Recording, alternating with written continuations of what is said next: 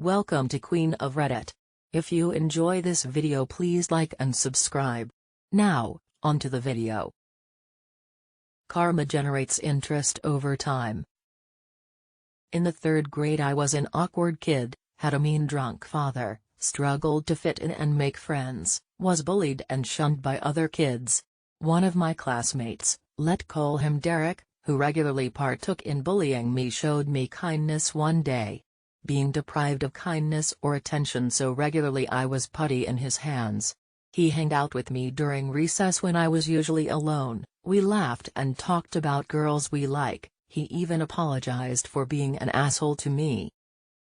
The reason he was nice to me was because I had brought a very popular, expensive Batman action figure to school with me to pass the time since I was alone mostly. I saved allowance and mowed lawns for 2 months to buy that toy. Everyone wanted one. By the end of the day he asked me if he could lend the action figure, and like the naive, socially inept kid I was, I trusted him with it. The deal was to return it the following morning. I went home so happy, completely fooled, I never suspected a thing. The following day he completely ignored me. When I tried to talk to him he acted like I was crazy. When I asked him to return the action figure he simply said, "You never gave me any Batman, maybe you imagined it," and when I persisted he threatened to beat my ass. When I complained to my teacher I was told that it was my own fault for bringing toys to school. I was afraid they would involve my father, so I dropped it. I couldn't let my father know or I would be called a pussy and have my ass beat and punished for the next 2 weeks. What's worse is Derek told all the girls that I confided to him about fancying that I lusted after them and that I wanked to them. I was a social outcast before that, but at least I was tolerated, but after his smear campaign with the girls I was a leper. People wouldn't even look me in the eyes, not even the teachers. Kids started throwing stones at me, sabotaged and vandalized my property. It was hell. I did nothing about it but cry. I was just a weak-willed kid after all, but to this day I wish I'd bit someone's ear off or something, anything in retaliation. After a while the bullying died down, I focused on my studies and started getting good grades. Derek started talking to me again, but I ignored him completely. Sometimes he would repeat, "Why are you being such a baby? You didn't give me anything, you imagined it." By the end of the year we moved houses and I transferred to another school not far away. Things were much better there, I finally had friends and I was not as naive anymore, so I was not as easily targeted. But I was still mostly me and still got picked on now and then. Over the years I became somewhat of a delinquent, and in high school I got into regular fights. I may have been overcompensating for the lack of a spine I had in my younger years. I bartended in nightclubs, hotels, and cruise liners in my early 20s. This helped me a lot to be more socially adept and to understand social dynamics and human nature. I finished trade school and qualified as an electrician and later as a plumber. I know, water and electricity, but believe it or not, I thought it was ingenious at the time. I started my own business, developed a reputation for excellent workmanship in my local area and did well for myself. When I was 29, I am 36 now, I received a call out at 2 in the morning for a flooding emergency at a local residence. When I got there the place was a mess, water was jetting out of a burst pipe and electrical equipment was shorted. It was highly dangerous. The living room floor was caved in due to a sinkhole.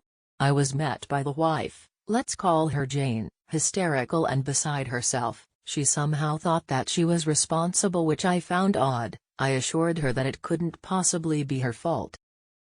He arrived not 5 minutes later. His demeanor was irate. He didn't greet or shake my hand when I offered. I recognized him immediately, Derek from all those years ago. He demanded to know why I have not begun fixing the issue yet. I was professional, told him what I told the wife in terms of costs, but I hid the written quote in my vehicle. I told him who I was and acted happy to see him, assured him that he was in good hands. After a while of arguing with his wife he seemed to calm down and joked around with me. I knew I had fooled him. We talked about our careers, Kids, our school days, I gave him tips and fake recommendations. We got along great, his trust was easy to gain. He must have thought of me as a complete sucker. I assured him that he was in good hands and this would be fixed in no time. I was careful not to start any actual work on the property. Doing the smallest thing would make me responsible for all of it. Derek left after an hour or so and his wife stayed behind.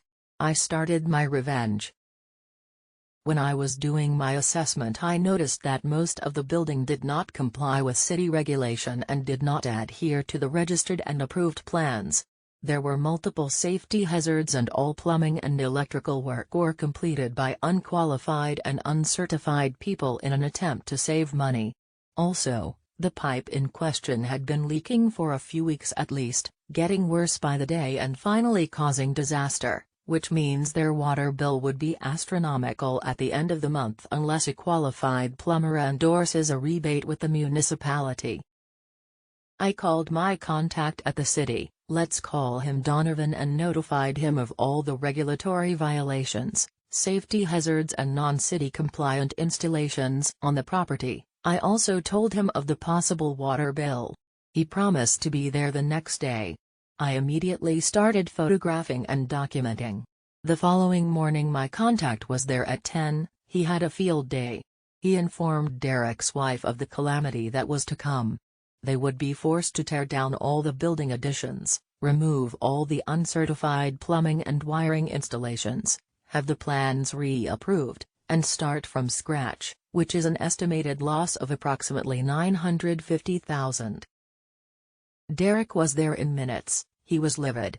He quickly threatened legal action, but Donovan simply told him that he had more than enough photograph evidence to have the property declared invalid within a week if Derek did not comply in writing. Donovan reminded Derek that he does this for a living and that the city has more legal resources to waste money on. I left Derek an invoice for my time just to smear salt in the wound and took my leave.